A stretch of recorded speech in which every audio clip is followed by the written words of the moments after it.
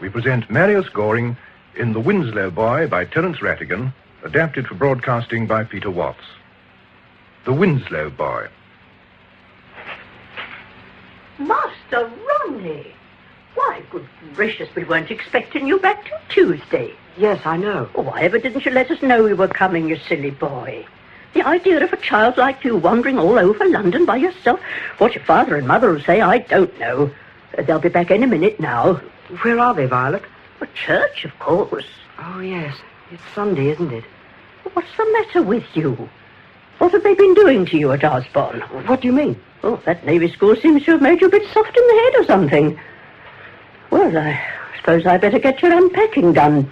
Mr. Dick has been using your chest of drawers for all his dress clothes and things, but he can find room for them somewhere else. Shall I help you? I know your help. I'd be at it all day. No, you just wait down here. I must be going. Oh, dear. What am I to do? What am I to do? Oh, here they are. Oh, I can't. I'll go into the garden. But he's so old, dear. From the back of the church, you really can't hear a word he says. He's a good man, Grace. But what's the use of being good if you're inaudible? A problem in ethics for you, Father. Well, it's a draft, Grace. The French window's open. Oh, dear, it's coming on to rain. Well, I'm on Mother's side. The old boy's so doddery now, he can hardly finish the course at all. I don't think that's very funny, Richard. Oh, don't you, Father? Doddery though Mr. Jackson may seem now, I very much doubt if he failed in his pass mods when he was at Oxford. Oh, dash it, Father. Didn't I stay in all last night, a Saturday night, and work? You stayed in, Dickie. I would be the last to deny that. Oh, Dickie, dear, you were making rather a noise with that gramophone of yours.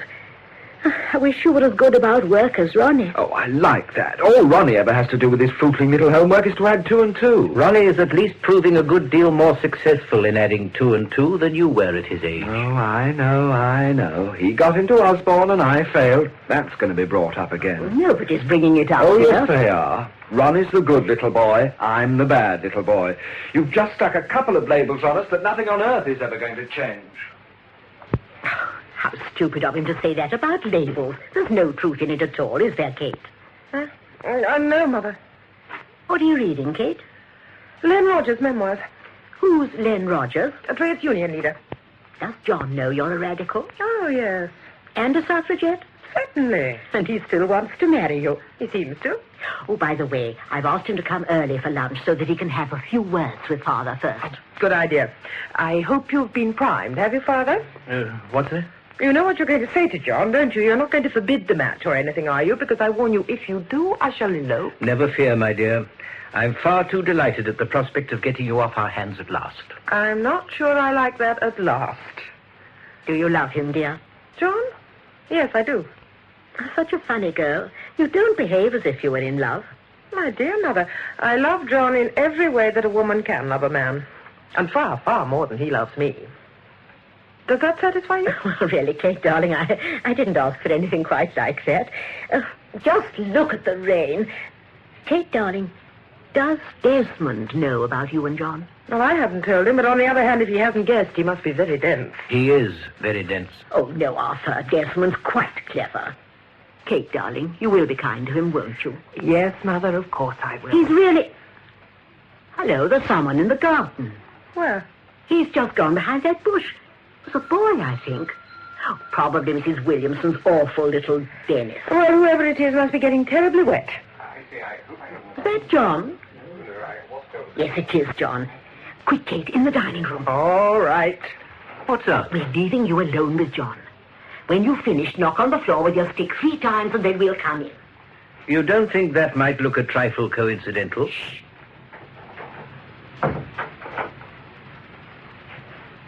Mr. Weatherstone. How are you, John? I'm very glad to see you. How do you do, sir? Will you forgive my not getting up? My arthritis has been troubling me rather a lot lately. Do you smoke? Yes, I do. Thank you.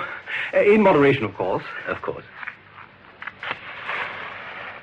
Well, now, I understand you wish to marry my daughter.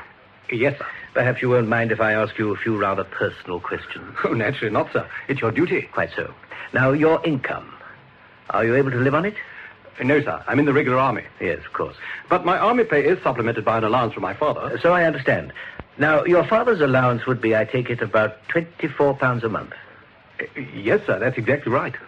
So that your total income, with your subaltern's pay plus the allowance from your father, would be, I take it, about £420 a year. Again, exactly the figure. Well, I really don't think I need delay my congratulations any longer. Thank you, sir. Very much.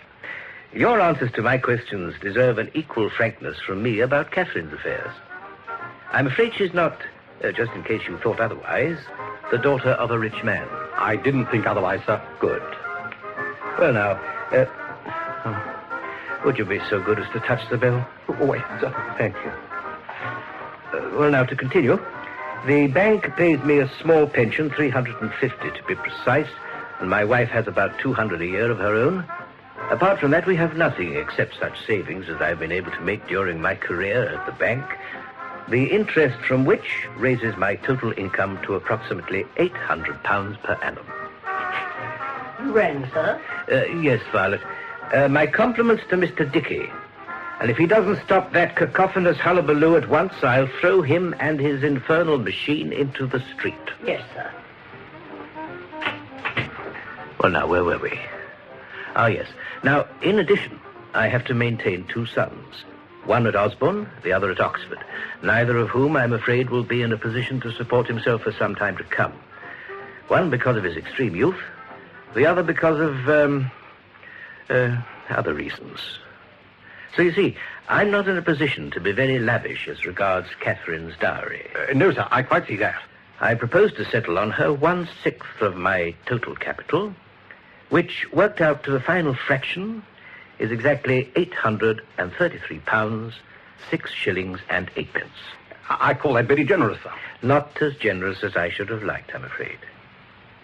Well, then, if you're agreeable to that arrangement, I don't think there's anything more we need discuss. No, sir. Splendid. Would you mind passing my stick? Thank you.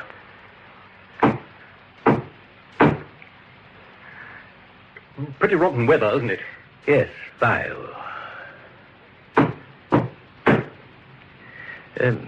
Excuse me. Well, imagine that.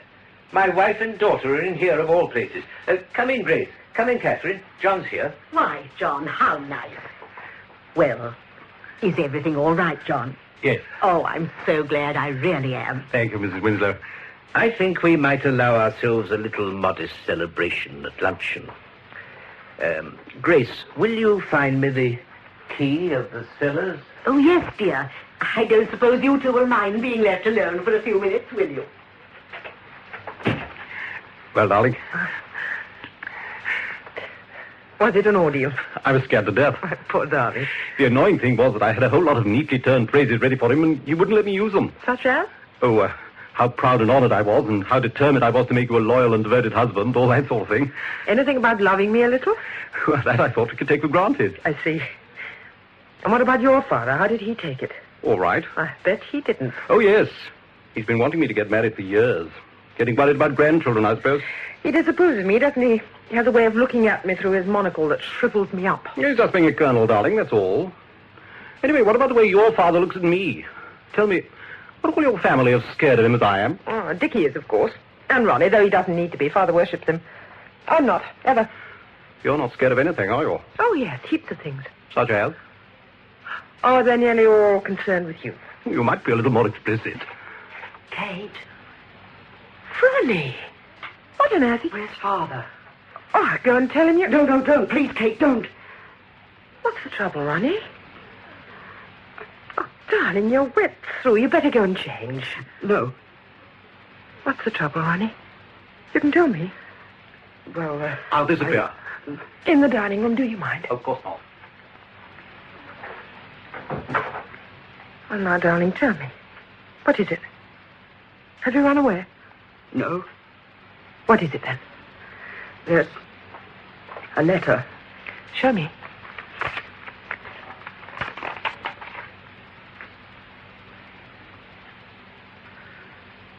Oh, my God. I didn't do it.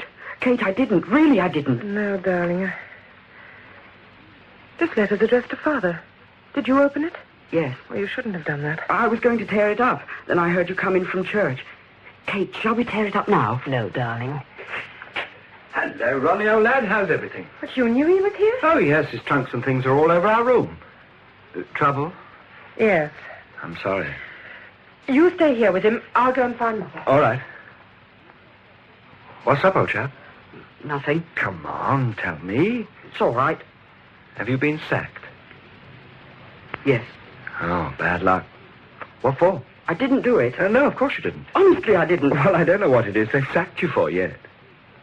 Stealing. Oh, is that all? Good Lord, I didn't know they sacked chaps for that these days. Why, good heavens, at school we used to pinch everything we could jolly well lay our hands on. All of us. Ah, believe me, old chap, pinching's nothing. Nothing at all. Ronnie. Mother. There, darling. It's all right now. I didn't do it, Mother. No, darling, of course you didn't. Now we'll go upstairs now, shall we? And get out of these nasty wet clothes. Oh, don't tell Father. No, darling, not yet, I promise. Come along now. Your new uniform, too. What a shame. Oh, Kate, I better go and keep Cavey for them. Ward off the old man if he looks like going upstairs. Oh, I say, who's going to break the news to him? I mean, someone will have to. Well, don't let's worry about that now. Well, you can count me out. John. Bad news. Yes. Oh, I'm awfully sorry. How can people be so cruel? Expelled, I suppose. Why should they torture a child of that age, John, darling? What's the point of it? What's he supposed to have done? Stolen some money. Oh. 10 days ago, it said in the letter. Just think what that poor little creature's been going through these last 10 days. Is it any wonder he's nearly out of his mind? Yes, it does seem pretty heartless, I admit. Heartless? It's cold, calculated inhumanity. I'd love to have that commanding officer here for just 2 minutes. Darling, you must remember, he's not really at school. He's in the service. Well, what difference does that make? Well, they have ways of doing things in the service that may seem to an outsider horribly brutal, but at least they're always scrupulously fair. Oh, I'm sorry, Catherine, darling. I'd have done better to keep my mouth shut. No. What you said was perfectly true. It was tactless of me to say it, though. Forgive me. Nothing to forgive. Oh, believe me, I'm awfully sorry. How will your father take it? It might kill him. Oh, heavens, we've got Desmond coming to lunch. I'd forgotten. Who? Desmond Curry, our family solicitor. Lord, darling, be polite to him, won't you? Why, am I usually so rude to your guests? No, but he doesn't know about us yet. Oh. He's been in love with me for years. Oh, it's a family joke. Mr. Curry. Hello, Desmond. I don't think you know John Motherstone. No. But of course I've heard a lot about him. How do you do? Well. Oh, I trust I'm not early. No, Desmond, dead on time, as always. Capital. Tell me, Desmond, are you... Pretty Arthur. I'm sorry. It's quite all right. I was only going to ask how you did in your cricket match yesterday, Desmond. Well, not too well, I'm afraid. My shoulder's still giving me trouble. Well, I hear I'm to congratulate you both. Desmond, you know. Oh, yes, Violet told me just now in the hall. I'm sure you'll both be very happy. Thank you, Desmond. Oh, hello, Desmond, dear. Hello, Mrs. Winslow. I've got him to bed, Kate. Oh, good. Nobody ill, I hope. Oh, no, nothing wrong at all. Grace, dear. Hello, Desmond. How are you? You're not looking well. Am I not? Oh, I've strained my shoulder, you know. Well, why do you play these ridiculous games of yours? Resign yourself to the onrush of middle age and abandon them, my dear Desmond. Oh, I could never do that. Not give up my cricket, not altogether. Are you any relation of D.W.H. Curry, who used to play for Middlesex? I am D.W.H. Curry. Didn't you know we had a great man in the room? Gosh, Curry of Curry's match. Yes, that's right. Hat-trick against the players in, what year was it? 1895 at Lord's. 26 overs, 9 maidens, 37 runs, 8 wickets. Gosh. Do you know you used to be a schoolboy hero of mine? Did I? Did I indeed? Oh. Gosh. D.W.H. Curry in person. Well, I'd never have thought it. I know. Very few people would nowadays. You rang, sir. Yes, Violet. Bring some glasses, will you? Very good, sir. I thought we'd try a little of the Madeira before luncheon. We're celebrating, you know, Desmond. Arthur. My wife's 54th birthday. Arthur. It's all right, Father. Desmond knows. Yes, indeed. It's wonderful news, isn't it? I will most gladly drink a toast to the... Happy pair, I think, is the phrase that is eluding you. Well, as a matter of fact, I was looking for something new to say. A forlorn quest, my dear Desmond. No one, with the possible exception of Voltaire, could find anything new to say about an engaged couple. Ah, thank you, Violet. My dear Dickie, just in time for a glass of Madeira in celebration of Kate's engagement to John. Oh, is Kate definitely being entered for the marriage stakes? Good egg. Quite so. Take these round, will you, Violet? Yes, sir. I should have added just now, with the possible exception of Voltaire and Dickie Winslow. Catherine and John. Catherine and John. Ah, Violet, we mustn't leave you out. You must join this toast. Well, thank you, sir. Not too much, sir, please. Only just a sip. Quite so. Your reluctance would be more convincing if I hadn't noticed you brought an extra glass. Oh, I didn't bring it for myself, sir. I brought it for Master Ronnie. Oh, Miss Kate and Mr. John. You brought an extra glass for Master Ronnie, Violet. Well, I thought you might allow him just a sip, sir. Just to drink the toast. He's that grown up these days. Master Ronnie isn't due back from Osborne until Tuesday, Violet. But I saw him with my own 2 eyes, sir, as large as life. Grace, what does this mean? all right, Violet, you can go. Yes, miss. Did you know Ronnie was back, Kate? Yes. And you, Dickie? Yes, Father. Grace? We thought it best you shouldn't know. Only for the time being, Arthur. Is the boy ill? Well, answer me, someone. No, Father, he's not ill. Will someone tell me what's happened, please? Kate, Go on, Mother. he brought this letter for you, Arthur. Read it to me, please. Arthur, not in front of... Read it to me, please. It's all right, Mother. Confidential. I am commanded by my Lords Commissioners of the Admiralty to inform you that they've received a communication from the Royal Naval College at Osborne reporting the theft of a 5-shilling postal order at the college on the 7th instant. Investigation of the circumstances leaves no other conclusion possible than that the postal order was taken by your son, Cadet Ronald Arthur Winslow. My lords deeply regret that they must therefore request you to withdraw your son from the college. It's signed by someone. I can't quite read the name. Desmond, be so good as to call Violet. Violet! Yes, sir.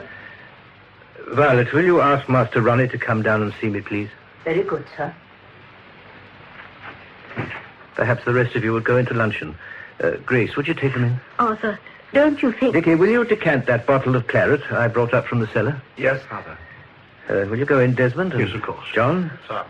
Arthur, Yes, Grace? please don't...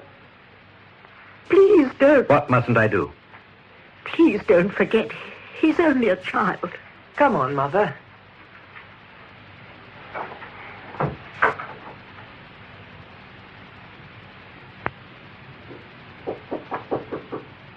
Come in. Come in and shut the door. Come over here. Why the dressing gown? Why aren't you in your uniform? It got wet. How did it get wet? I was out in the garden in the rain. Why? I was hiding. From me? Yes. Do you remember once you promised that if ever you were in trouble of any sort, you would come to me first? Yes, Father. Why didn't you come to me now? I don't know, Father. Are you so frightened of me? In this letter, it says you stole a postal order. But, Father... Now, I don't want you to say a word until you've heard what I've got to say. If you did it, you must tell me. I shan't be angry with you, Ronnie, provided you tell me the truth.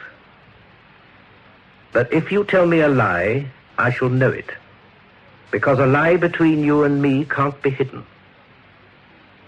So remember that before you speak. Did you steal this postal order? No, Father, I didn't. Did you steal this postal order? No, Father, I didn't. All right. Go on back to bed. Yes, Father. And in future, I trust that a son of mine will at least show enough sense to come in out of the rain. Yes, Father.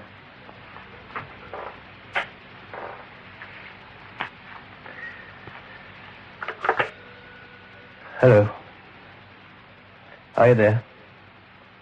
I want to put a trunk call through, please.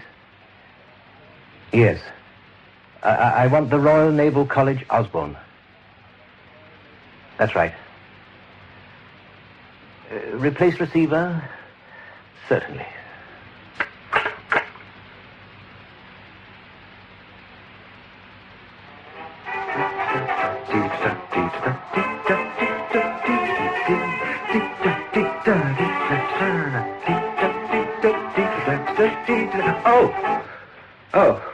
Oh, it's only you, Kate. Hello. Do you think the old man can hear this upstairs? I shouldn't think so. I couldn't. Oh, soft needle and an old sweater down the hall. Is the doctor still with him? Yes. What's the verdict, you know? I heard him say Father needed a complete rest. Ah, don't we all? I say, you look a treat. New dress? Oh, is it like... no, it's an old one I've had done up. Where are you going to? Daly's. Dinner first at the Cry. Nice. You wouldn't care to take me along with you, I suppose? You suppose quite correctly. Well, you've been engaged nearly a year now. John wouldn't mind. I dare say not. I would. Oh, I wish I had someone to take me out. Here's the evening paper, Mr. Dick. Oh, good egg. Oh, no, you don't. Oh, all right. After you. You won't throw it away, will you, miss? If there's anything in it again, Cook and I would very much like to read it after you. No, that's all right, Violet. Thank you, miss.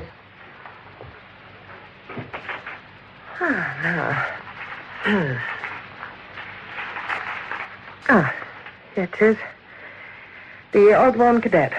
Oh, 2 more letters. 2? Sir, I'm entirely in agreement with your correspondent Democrat concerning the scandalously high-handed treatment by the Admiralty of the case of the Osborne cadet.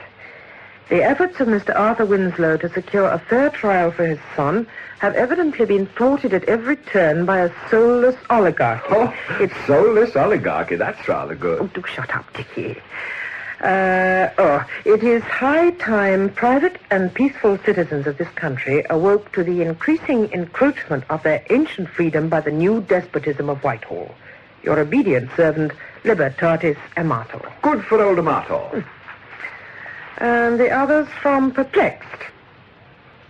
Dear sir, surely we have more important matters to get ourselves worked up about than a 14-year-old boy and a 5-shilling postal order, silly old fool. I sincerely trust that this will finally end this ridiculous and sordid little storm in a teacup. I am, sir, etc., Perplexed. Oh, this correspondence was now cease, editor. Damn. Oh, dear, how hopeless it all seems sometimes. Yes, it does, doesn't it? But you know, Kate, the awful thing is, if it hadn't been my own brother, I think I might quite likely have seen Perplexed Point. Might you? Well, I mean to say, a mere matter of pinching. And it's also beastly expensive. Let's cheer ourselves up with some music.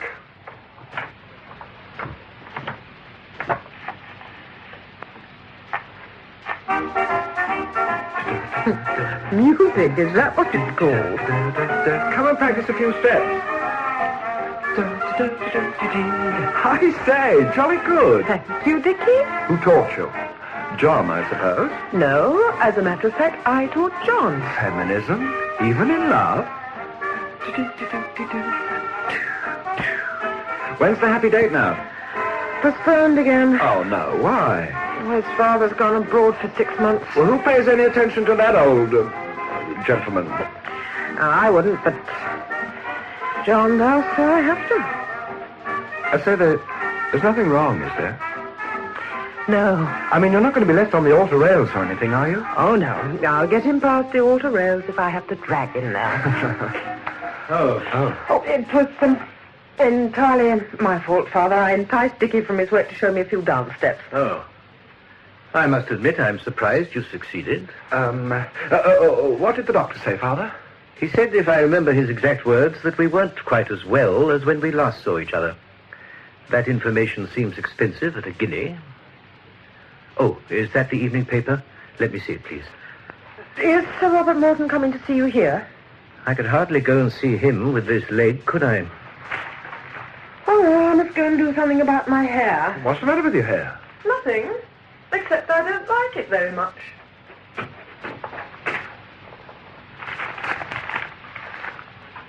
Dickie, do you mind if I disturb your studies for a moment? Oh, no, Father. I want to ask you a question.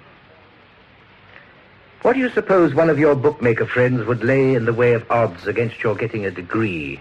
Well, say about evens.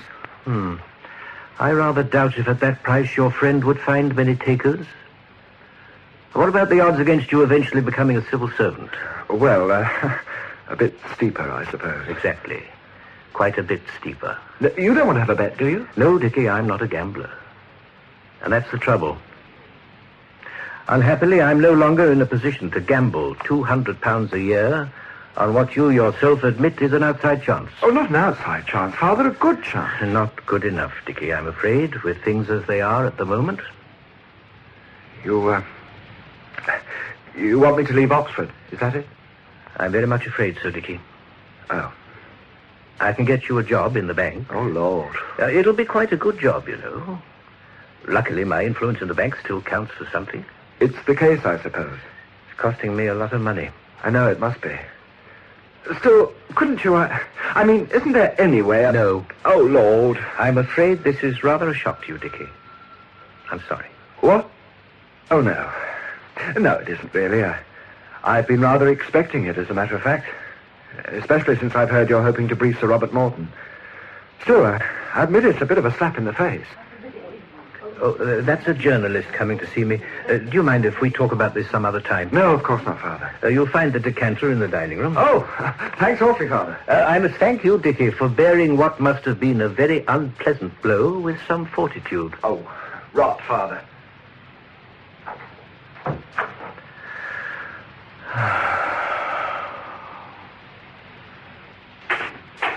The Daily News. Mr. Winslow, so good of you to see me. How do you do? You're surprised to see a lady reporter. I know everyone is. And yet, why not? What could be more natural? Oh, what indeed? Pray sit down. Oh, thank you. My paper usually sends me out on stories which have a special appeal to women. Stories with a little heart, you know, like this one. A father's fight for his little boy's honor. I venture to think this case has rather wider implications than that. Oh, yes. The political angle, I know. Very interesting, but not quite my line of country. Where is your little boy? My son is arriving from school in a few minutes. His mother's gone to the station to meet him. From school? How interesting. So you got a school to take him. I mean, they didn't mind the unpleasantness. No. And why is he coming back this time? He hasn't been expelled again, if that's what you're implying. He's coming to London to be examined by Sir Robert Morton, whom we are hoping to brief. Sir Robert Morton? Well? Exactly. Do you really think he'll take a little case like this? It is not a little case, madam. Oh, no, of course not. But still, it's Sir Robert Morton. I understand that he's the best advocate in the country. He's certainly the most expensive. Oh, yes. Well, now... perhaps you wouldn't mind giving me a few details. When did it all start? 9 months ago. My solicitors demanded from the Admiralty the fullest possible inquiry. For weeks we were ignored, then met with a blank refusal, and only finally got reluctant permission to view the evidence. Really? My solicitors decided that the evidence was highly unsatisfactory. We applied to the Admiralty for a court-martial. They ignored us. We applied for a civil trial. They ignored us again. They ignored you? Yes. But after tremendous pressure had been brought to bear, letters to the papers, questions in the House, and other means open to private citizens of this country, the Admiralty eventually agreed to what they called an independent inquiry. Oh, good. It was not good, madam. At that independent inquiry, conducted by the Judge Advocate of the Fleet, against whom I'm saying nothing, mind you, my son, a child of 14, was not represented by counsel, solicitors, or friends. What do you think of that? Fancy. You may well say fancy. Inevitably, he was found guilty again, and thus branded for the second time before the world as a thief and a forger. What a shame. I need hardly tell you, madam, that I am not prepared to let the matter rest there. I shall continue to fight this monstrous injustice with every weapon and every means at my disposal. Now, it happens I have a plan... What charming curtains. What are they made of? Madam, I fear I have no idea. Ah, do I hear the poor little chap himself? Hello, Father. Hello, Ronnie. Hello, Grace, my dear. I say, Father, Mr. Moore says I'm to tell you I needn't go back until Monday, if you like, so that gives me 3 whole days. Mind my leg. Oh, sorry, Father. How are you, my boy? Oh, I'm absolutely top hole, Father. Mother says I've grown an inch. Grace, dear, this lady is from the Daily News. She's extremely interested in your curtains. Oh, really? How nice. Oh, yes, indeed. I was wondering what they were made of. Well, it's an entirely new material, you know. Apparently, it's a sort of mixture of wild silk. Oh, just a second, Mrs. Winslow. I'm afraid my shorthand isn't very good. Father, are we going to be in the Daily News? It appears so. Oh, good. They get the Daily News in the school library, and everyone's bound to see it. Well, goodbye, Mr. Winslow, and the very best of good fortune in your inspiring fight. Goodbye, little chap. Remember, the darkest hour is just before the dawn.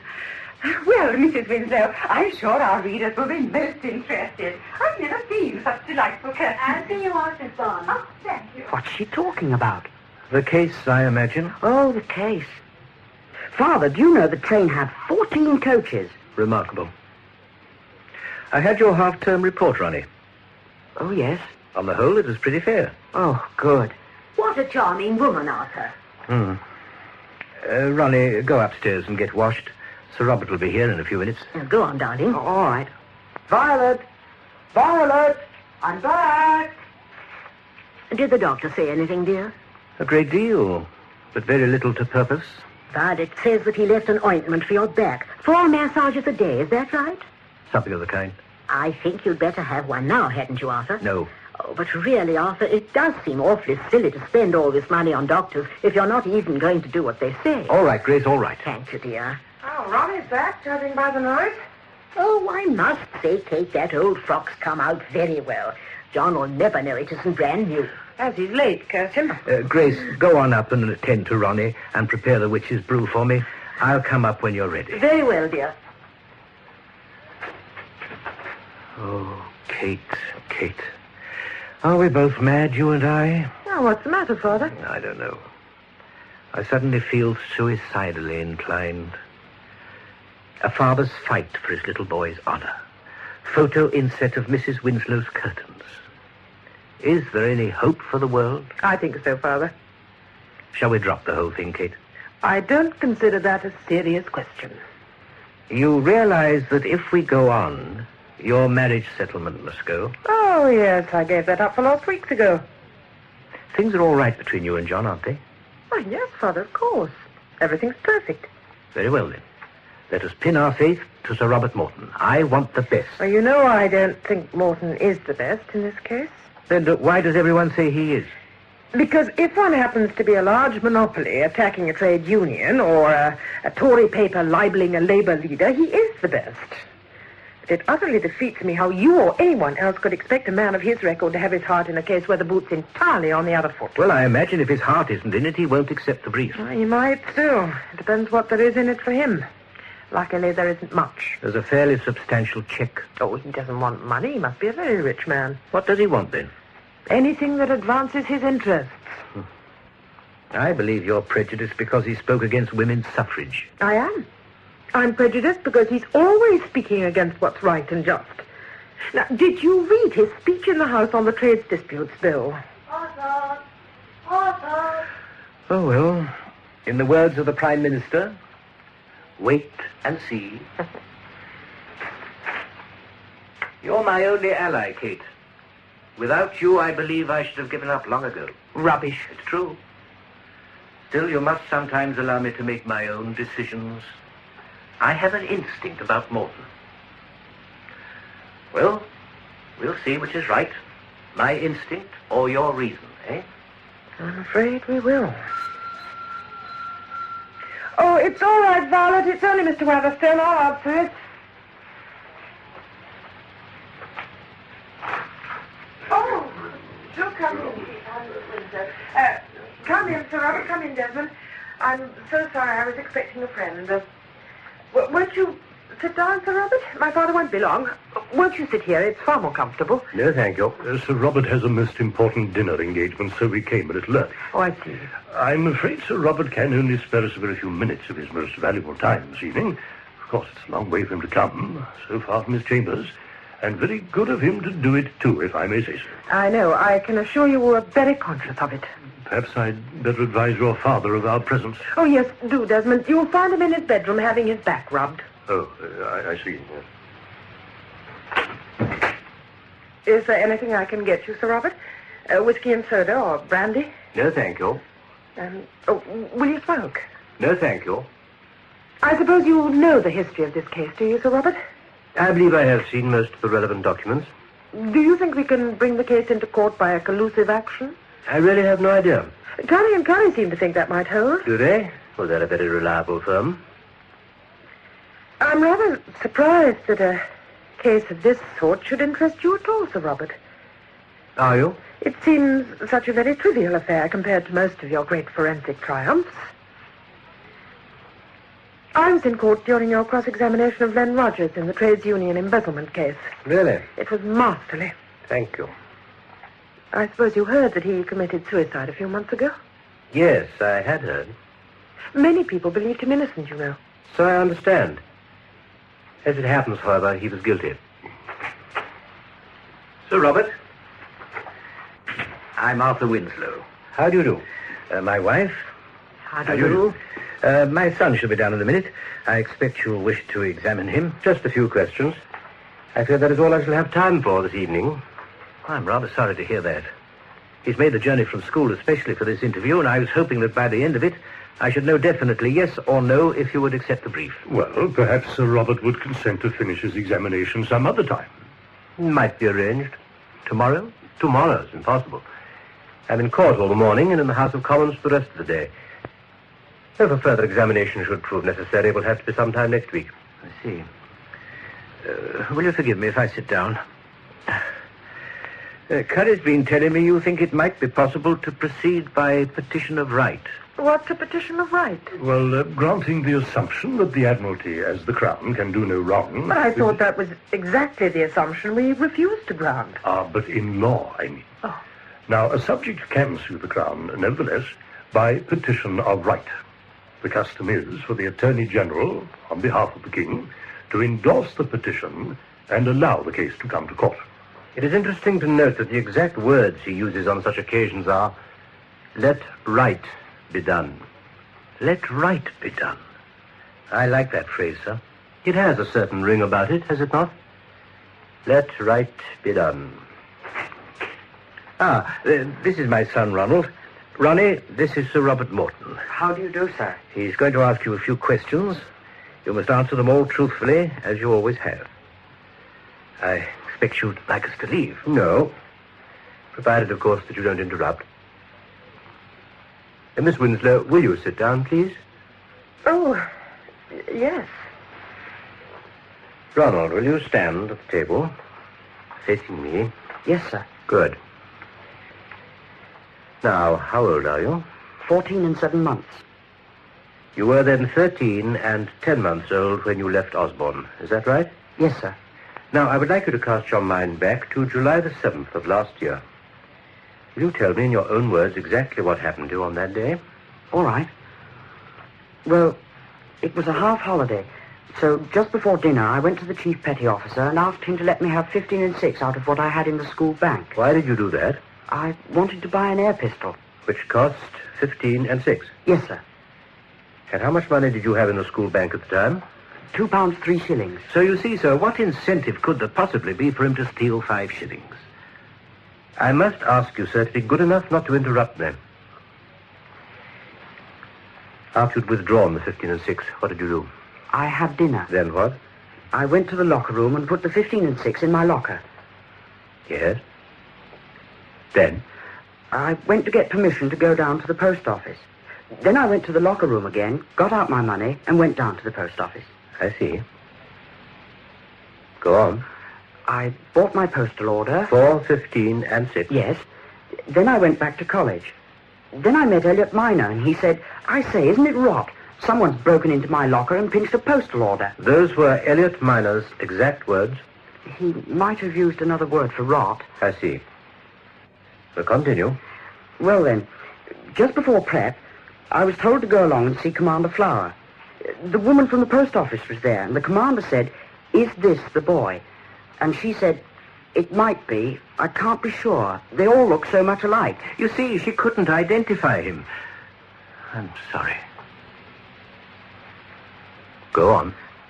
Then she said, "I only know that the boy who bought a postal order for 15 and 6 was the same boy that cashed one for 5 shillings. And then they made me write Elliot Minor's name on an envelope and compared it to the signature on the postal order.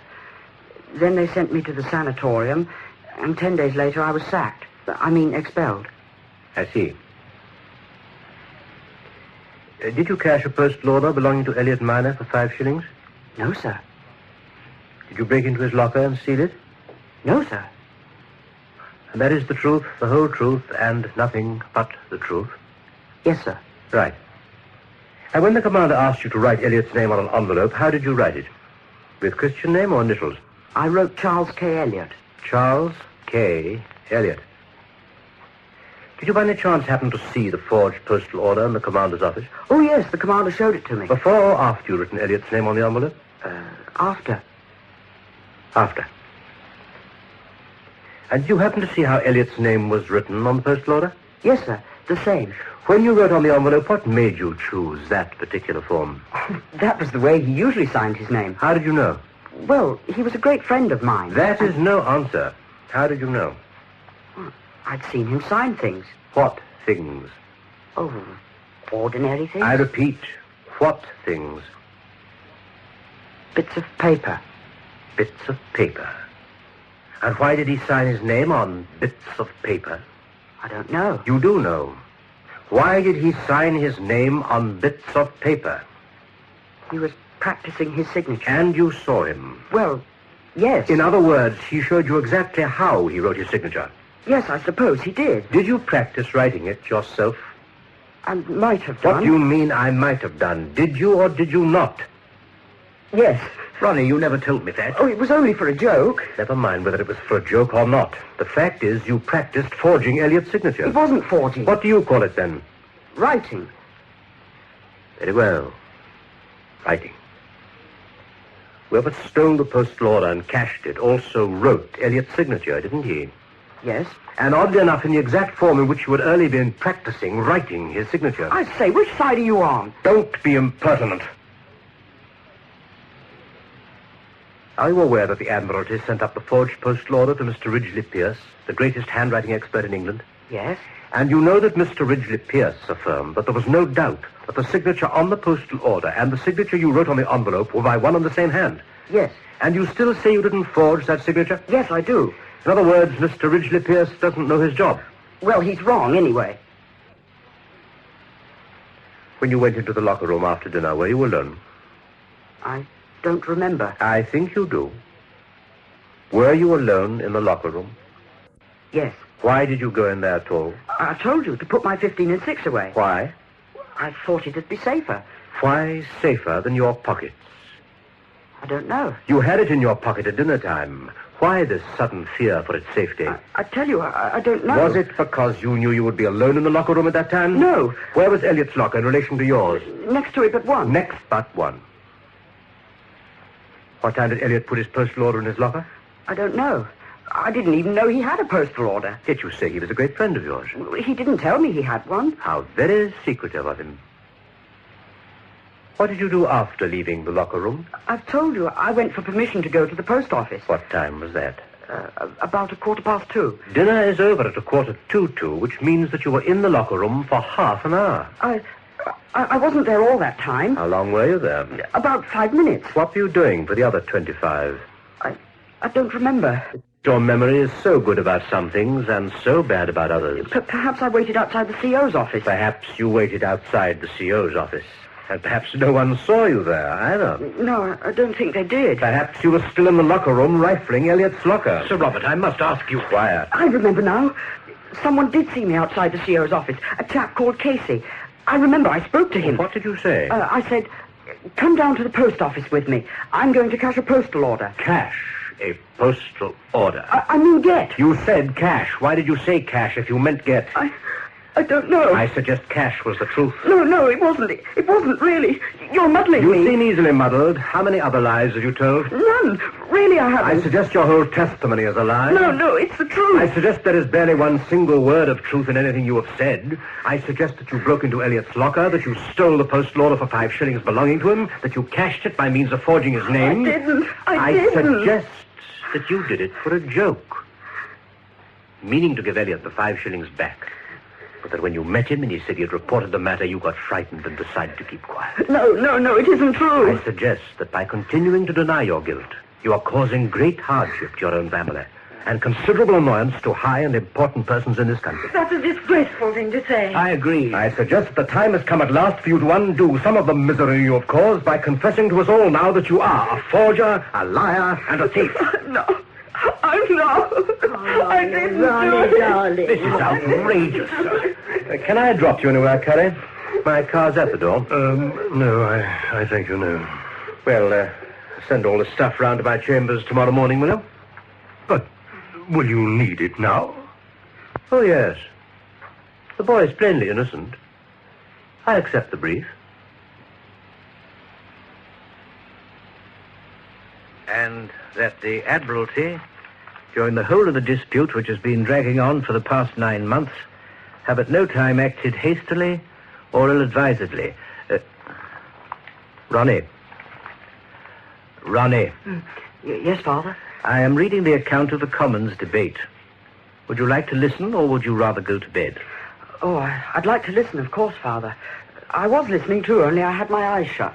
Poor lamb. It's long past bedtime, Arthur. Grace, dear, at this very moment, your poor lamb is the subject of a very violent and heated debate in the House of Commons. I should have thought, in the circumstances, it might have been possible for him to contrive to stay awake for a few minutes past bedtime. I expect he's overexcited. A picture of overexcitement. Asleep again. Oh, he's dead tired. He'll be better off in bed. I dare say. But the debate continues, and until we hear the outcome, the cause of it all will certainly not make himself comfy in his little bed.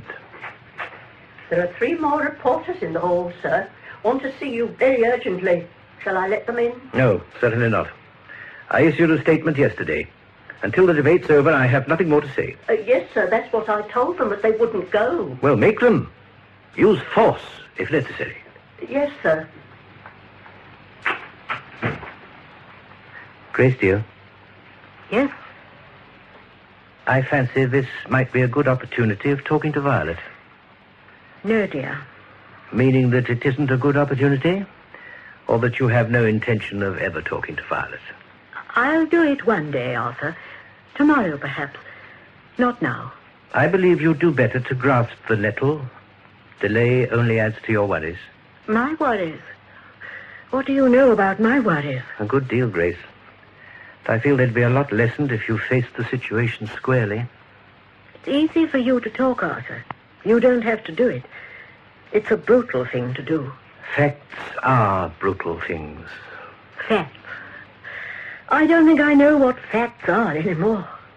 The facts at this moment are that we have a half of the income we had a year ago, and we're living at nearly the same rate. However you look at it, that's bad economics. I'm not talking about economics, Arthur. I'm talking about ordinary, common old garden facts. Things we took for granted a year ago, and which now don't seem to matter anymore. Such as? With such as a happy home and peace and quiet and some sort of future for us and our children. In the last year, you've thrown all that overboard, Arthur. I can only pray to God that you know what you're doing. I know exactly what I'm doing, Grace. I'm going to publish my son's innocence before the world. And for that end, I'm not prepared to weigh the cost. There is no sacrifice in the world I'm not prepared to make. Oh, I wish I could see the sense of it all. Ronnie's perfectly happy at a good school, doing very well. No one need ever have known about Osborne if you hadn't shouted it out to the whole world. As it is, whatever happens now, he'll go through the rest of his life as the boy in the Winslow case. The boy who stole that postal order. The boy who didn't steal that postal order. What's the difference? When millions are talking and gossiping about him, a did or a didn't hardly matters. The Winslow boy is enough. You talk about sacrificing everything for him, but when he's grown up, he won't thank you for it, Arthur, even though you've given your life to publish his innocence, as you call it. Oh. Yes, Arthur, your life. You talk gaily about arthritis and a touch of gout and old age and the rest of it. You know as well as any of the doctors what really is the matter with you. You're destroying yourself, Arthur, and me, and your family besides. For what, I'd like to know. I've asked you and Kate to tell me 100 times, but you never will. For what, Arthur? For justice, Grace. That sounds very noble. Are you sure it's true? Are you sure it isn't just plain pride and sheer brute stubbornness? No, Grace, I don't think it is. I really don't think it is.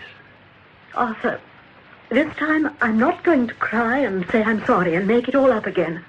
I can stand anything if there's a reason for it, but for no reason at all. It's unfair to ask so much of me.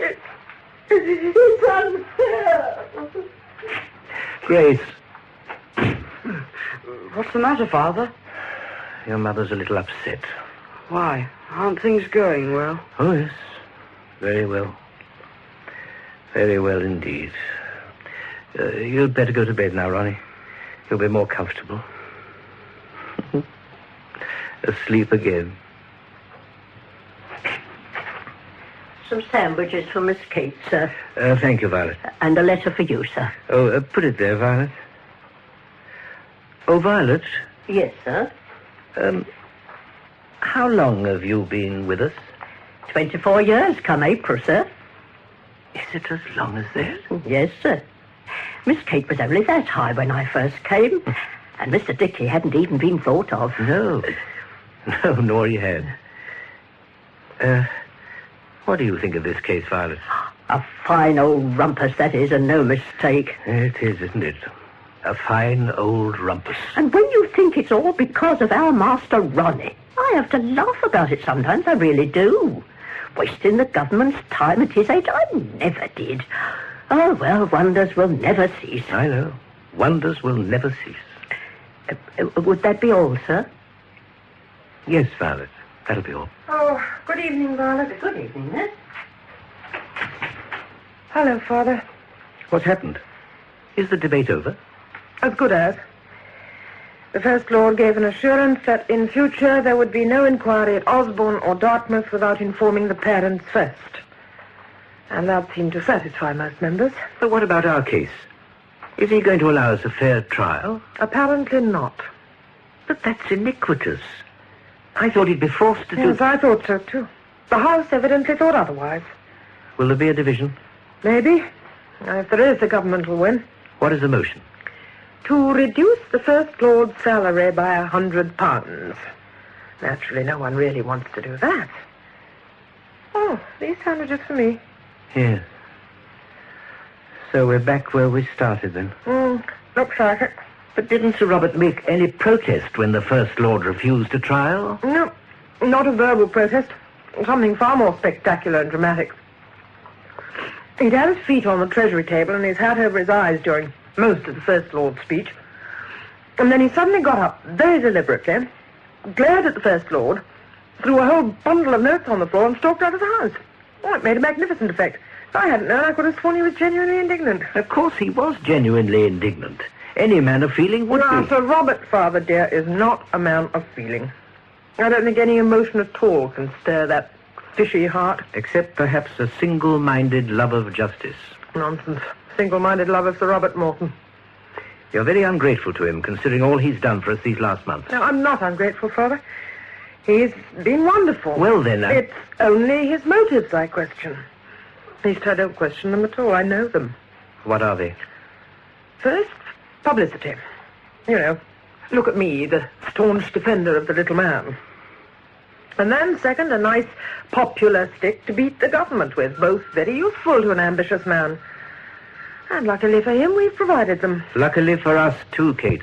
Oh, I agree, but don't fool yourself about him, Father, for all that. Man's a fish. Hard, cold-blooded, supercilious, sneering fish. Sir Robert Morton. Good evening. Good evening. Something gone down the wrong way. May I assist?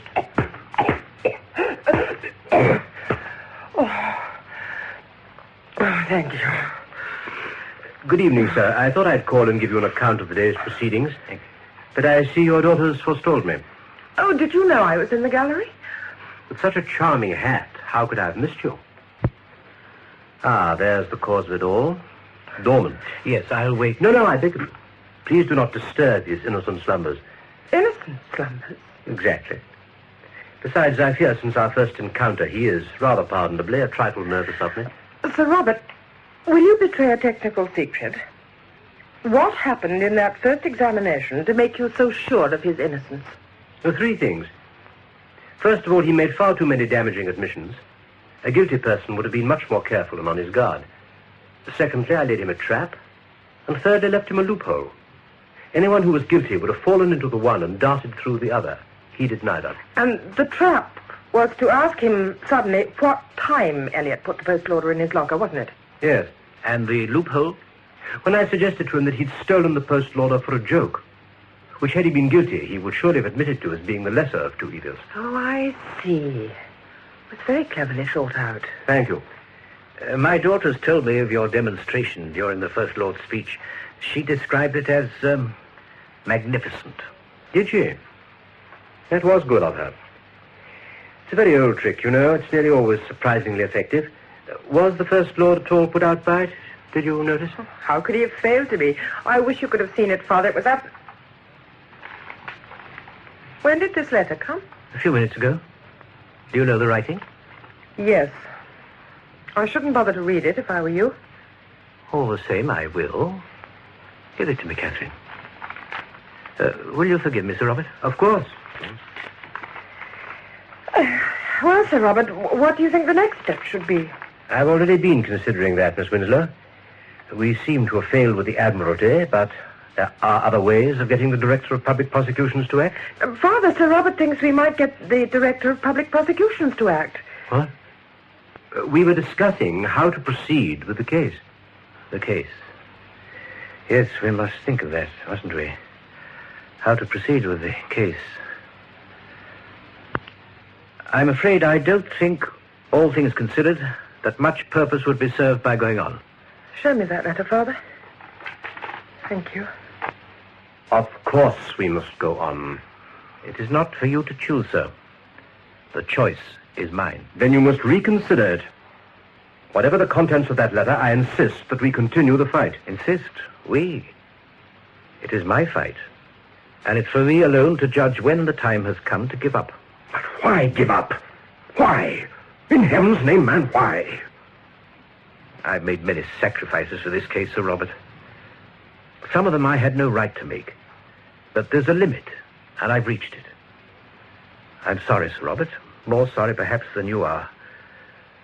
But the Winslow case is now closed. Balderdash. My father doesn't mean what he says, Sir Robert. I'm glad to hear it. Perhaps I should explain this letter. No, Kate. Sir Robert knows so much about our family affairs, Father. I don't see it'll matter much if he learns a little more. This letter's from a certain Colonel Weatherstone, who's the father of the man I'm engaged to. And in it, he says that our efforts to discredit the Admiralty in the House of Commons today have resulted merely in our making the name of Winslow a nationwide laughingstock. I think that's his phrase. I don't care for his English. It's not very good, is it?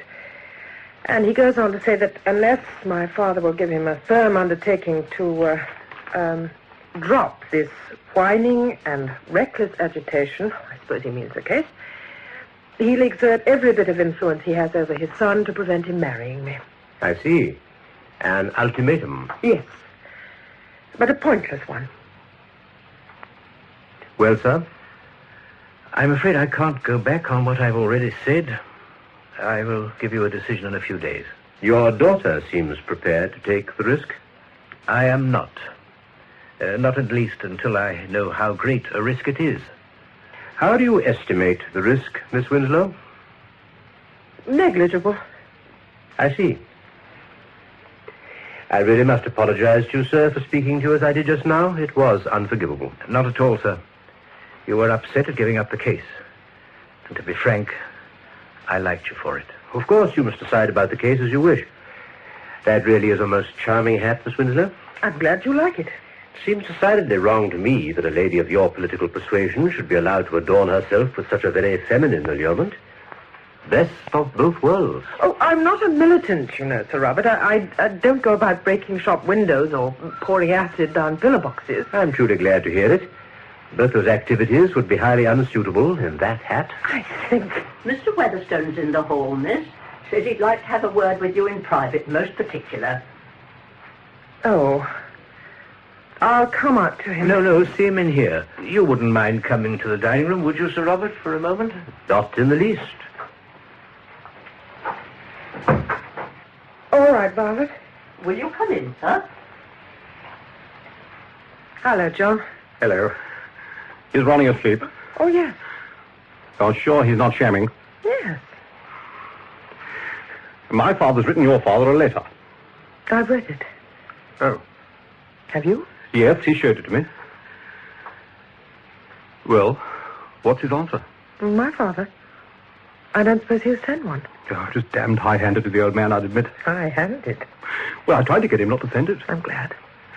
The trouble is, if your father does decide to go on with the case, I'm very much afraid he'll do everything he threatens. But forbid the match. Yes. But, John, isn't that rather an empty threat? Well, there's always the allowance. Oh, yes, I see. And without your allowance, would we be in the soup? And without your settlement. My dear girl, of course we would. Dash it all, I can't even live on my pay as it is, but with two of us. Well, I've heard it said that two can live as cheaply as one. Don't you believe it. Two could live as cheaply as two. And that's all there is to it. Yes, I see. I didn't know. Well, this is the way I see it.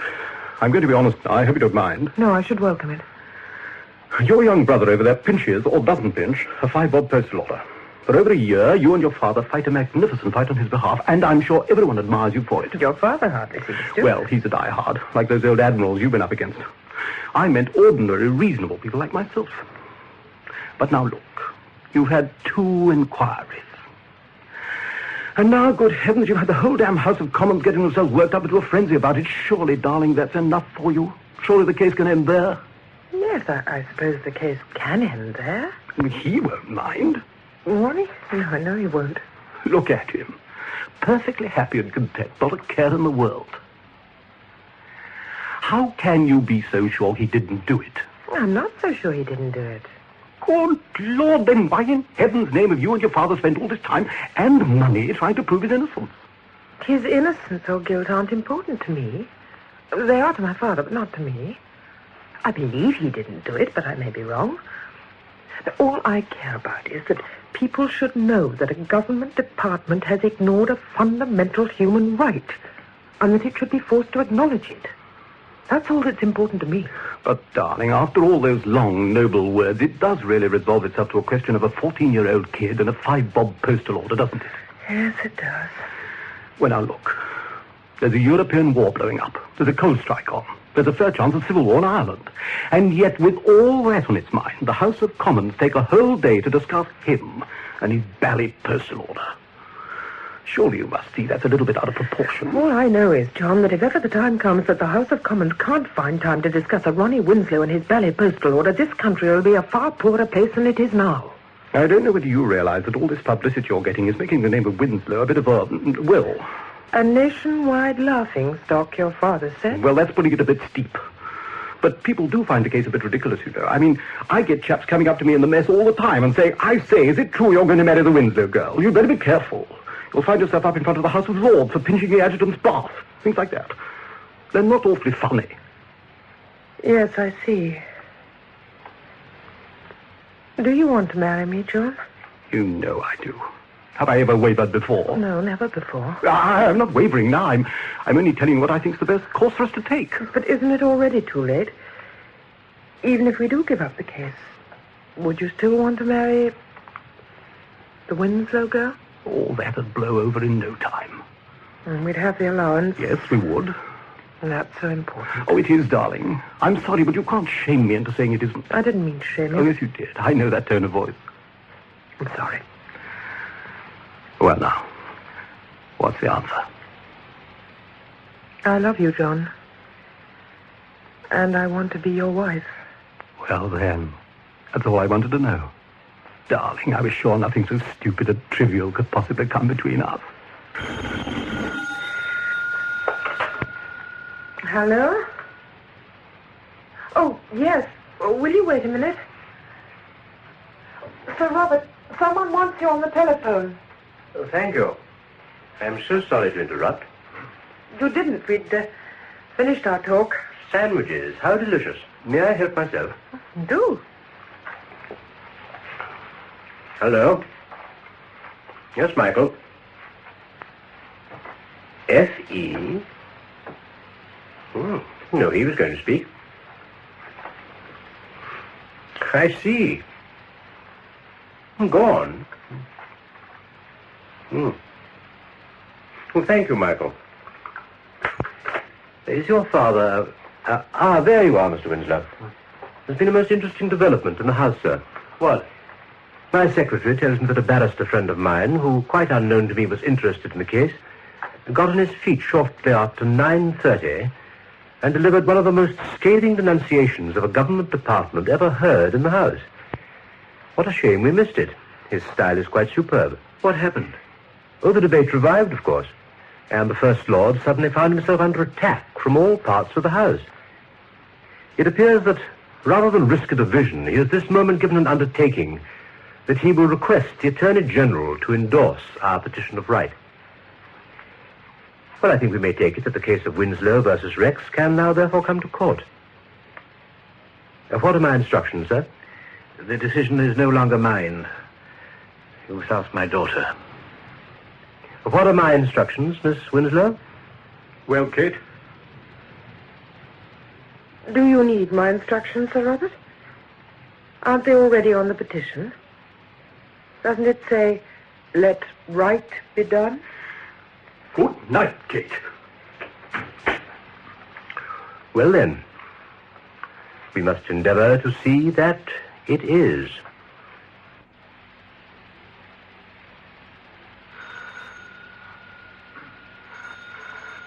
Mother!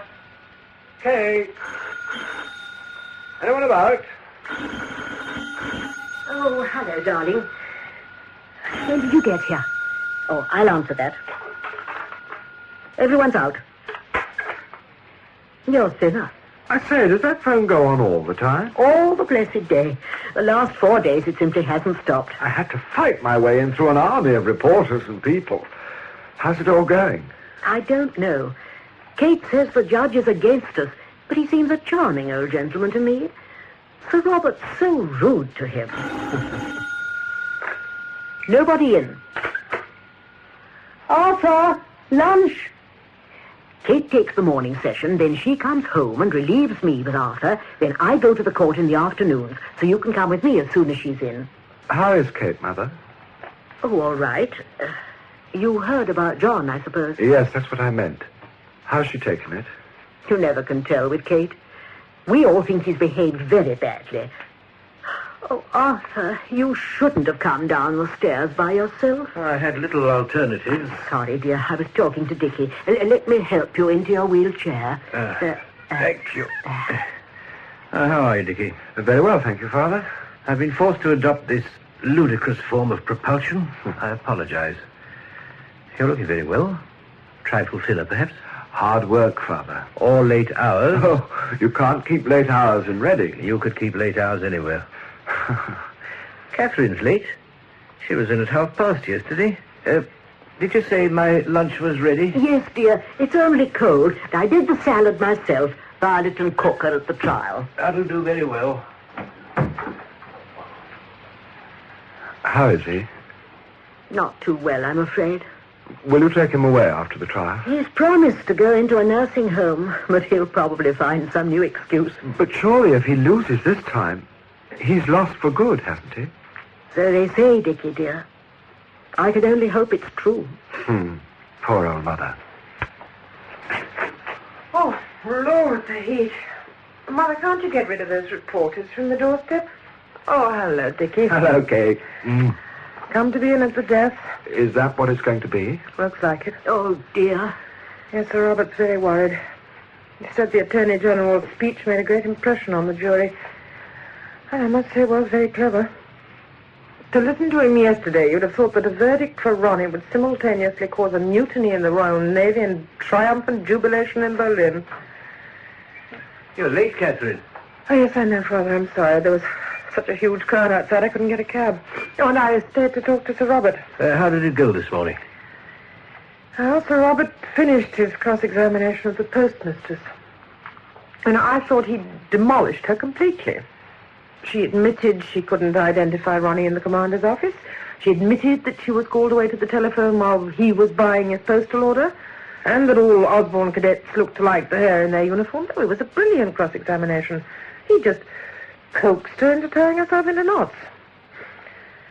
Oh, and then when he'd finished, the Attorney General asked her once again whether she was absolutely positive that the same boy who bought a postal order for 15 6 also cashed one for 5 shillings.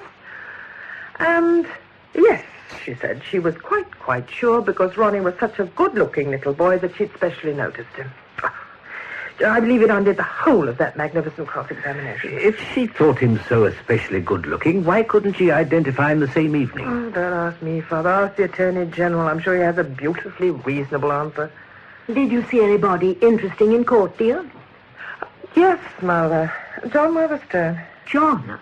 I hope you didn't speak to him, Kate. Well, of course I did. Oh, Kate, how could you? What did he say? He wished us luck. What impertinence. I think that's the most disgraceful, cold-blooded... Grace, you'll be late for the resumption. Oh, will I? Are you ready, Dickie? Yes, Mother. What time are they resuming, Kate? 2 o'clock. Well, it's 20 past now. Oh, dear, we'll be terribly late.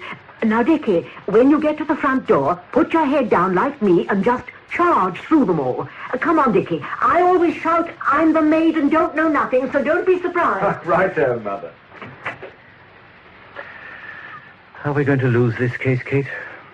It's our last chance. I know. We've got to win it. I wonder if we were right, Kate. I wonder if we could have had a better man. No, Father. We couldn't have had a better man. You admit that now, do you?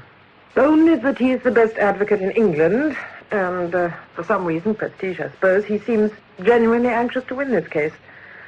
I don't go back on anything else I've ever said about him. The paper said that he began today by telling the judge he felt ill. Might have to ask for an adjournment.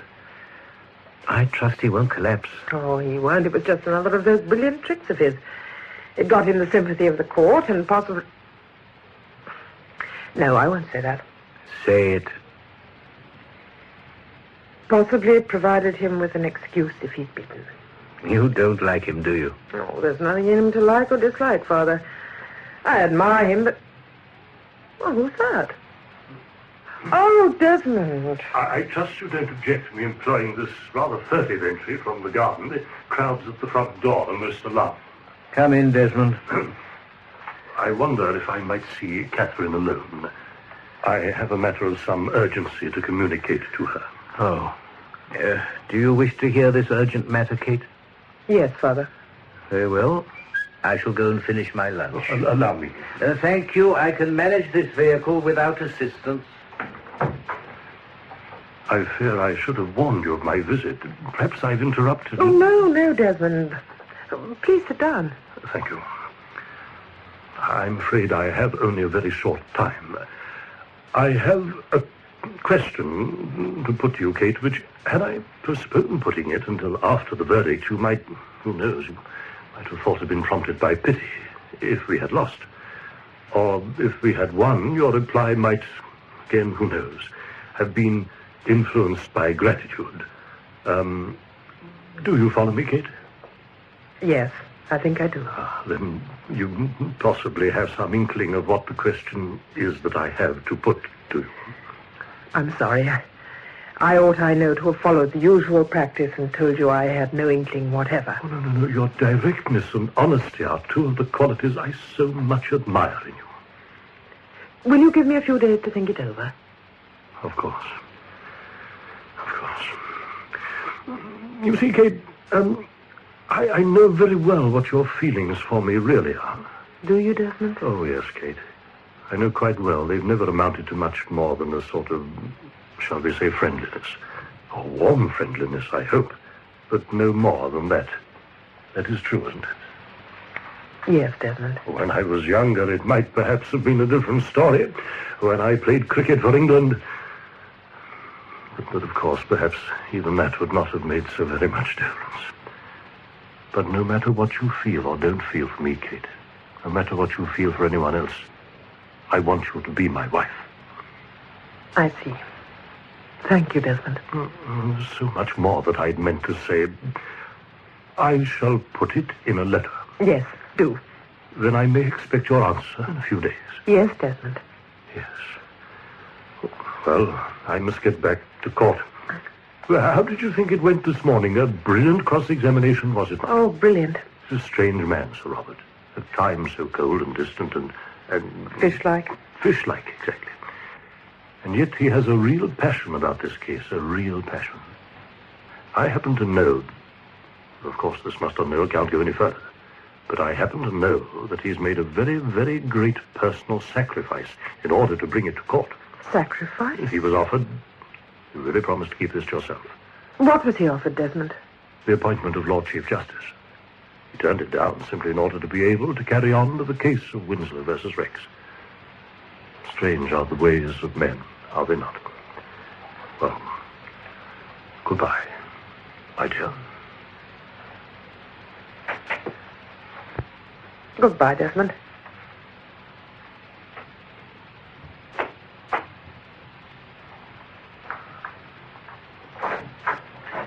May I come in now? Oh, yes, Father, he's gone. Oh, thank goodness for that. I object to eating my piece of mutton while the crowds in the street gaze at me as though it were feeding time at the zoo. I've been a fool, Father. Have you, my dear?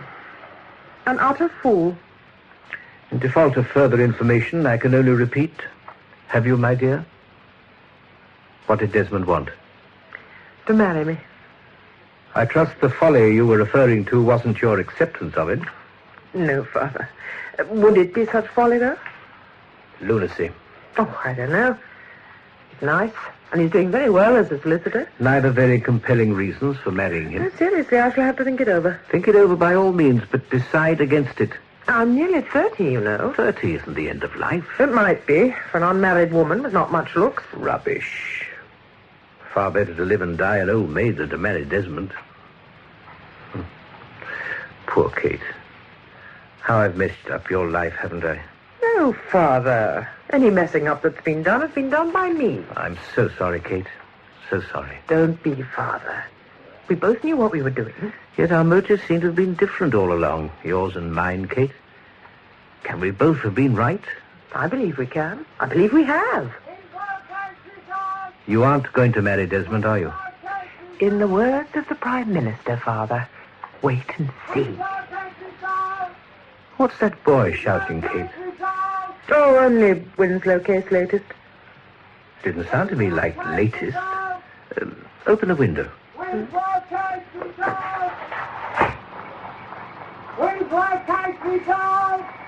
Result? Winslow, Casey, dog! No, there must be some mistake. Oh, sir. Oh, sir. Well, what's happened? Oh, Miss Kate, what a shame you missed it. Just after they come back from lunch, the cheering and the shouting and the carrying on, and Sir Robert standing there at table with his wig on crooked and the tears running down his face. Cook and me, we did a bit of crying too. We just couldn't help it. Oh, it was lovely. And then Cook had her hat knocked over her eyes for the man behind. He was cheering and waving his arms about something chronic and shouting about liberty. And we kept on cheering and the judge kept on shouting. But it wasn't any good because even the jury joined in. And then outside in the street, well, you couldn't move for the crowd. Some of them were shouting, good old Winslow, and singing, for he's a jolly good fellow. And Cook had her hat knocked off again. Oh, it was lovely. Oh, sir, you must be feeling nice and pleased now it's all over. Yes, Violet, I am. Yes, that's right. I always said it'd come all right in the end now, didn't I? Oh, poor madam. Oh, what a sell for her when she gets to the court and finds it's all over. It would appear, then, that we've won. Yes, Father. It would appear that we've won. I should like to have been there. Sir Robert Morton. I thought you might like to hear the actual terms of the Attorney General's statement, and so I jotted it down for you. I say now on behalf of the Admiralty that I accept the declaration of Ronald Arthur Winslow that he did not write the name on the postal order, that he did not steal it, and that he did not cash it, and that consequently he was innocent of the charge which was brought against him 2 years ago. Thank you, sir. It's rather hard for me to find the words I should speak to you. Well, let us take those rather tiresome and conventional expressions of gratitude for granted, shall we? Now, the question of damages and costs. I fear we shall find the Admiralty rather niggardly. However, doubtless we can apply a slight spur to the First Lord's posterior in the House of Commons. Oh, please, sir, no more trouble, I beg. Let the matter rest here. This is all I have ever asked for. Oh, sir, the gentlemen at the front door say, please, will you make a statement? They won't go away until you do. Very well, Violet. Thank you. Oh, yes, sir. Oh, what shall I say? I hardly think it matters. Whatever you say will have little bearing on what they print. What shall I say, Kate? Oh, you'll think of something, Father. Let me wheel your chair out. No. I refuse to meet the press in this ridiculous chariot. Get me my stick. Now, Father, you know what the doctor... Get me my stick. Oh. Thank you. How's this? I'm happy to have lived long enough to have seen justice done to my son. Oh, it's a little gloomy, Father. You're going to live for ages yet. Am I? Wait and see. I could say, this victory is not mine. It is the people who have triumphed, as they always will triumph, over despotism. How does that strike you, sir? Trifle pretentious, perhaps? Perhaps, sir. I should say it nonetheless. It'll be very popular. Perhaps I'd better say what I really feel, which is merely, thank God we beat him.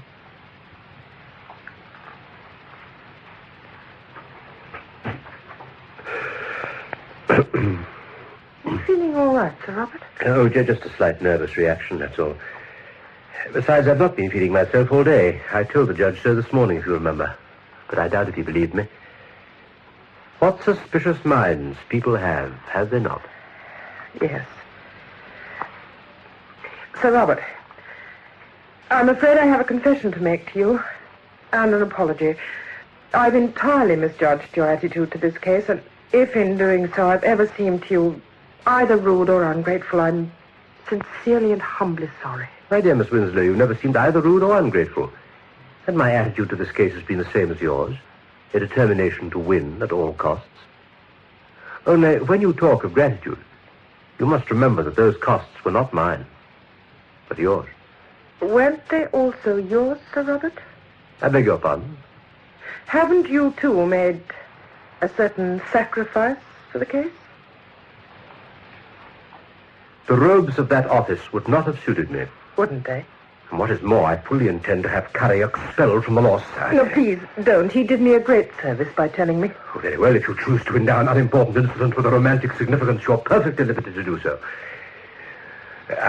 I must go. Why are you always at such pains to prevent people knowing the truth about you, Sir Robert?